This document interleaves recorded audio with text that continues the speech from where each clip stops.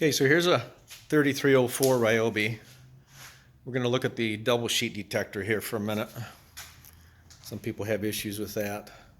It's located right here, this mechanism. I'm going to show you in the parts book first what we're looking at here.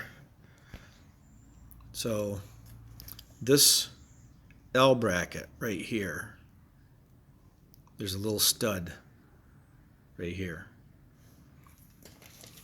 And this is what they are. It's about a 1/2 inch long. There's threads on each end, and it's smooth in the middle. It's like a little bushing, or a little stud kind of goes through a bushing. So this whole mechanism pivots on that middle one right there. There's another one up at the top. You can see it over here. And there's another one at the bottom that the bearing goes through. So what you're going to do is we're going to take, and also there's a little shim right here.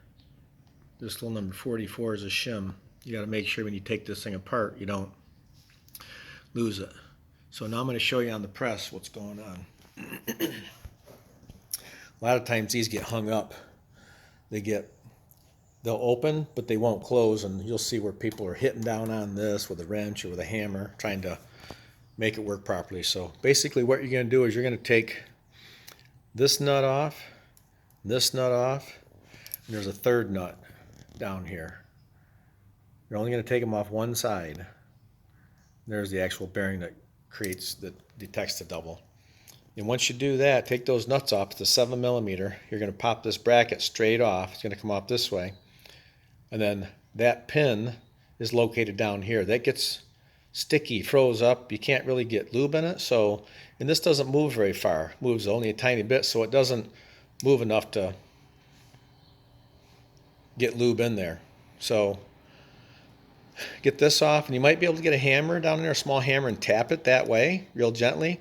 If not, I suggest getting a aluminum punch or a brass punch, and you're going to come like long enough to come way over here, like from here down, and you're going to tap it.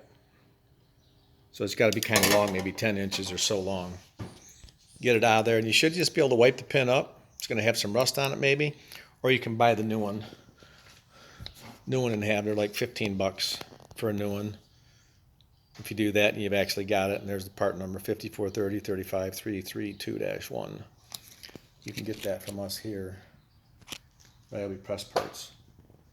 Then once you put it back together, you want to be careful that there might be a little shim between the bearing and the bracket here. So when you pull this bracket off, I usually lay a sheet of paper underneath this whole mechanism to catch anything that might fall, because they're little tiny parts. And when you get done, this should work. This is going to turn okay, but that should make that bracket work totally fine.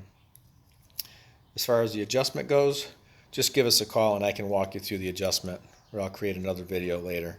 These are the main adjustment pieces, and then there's another piece back here where the actual switch is at. So that shows you what's going on with the double sheeter on 3302, 3304.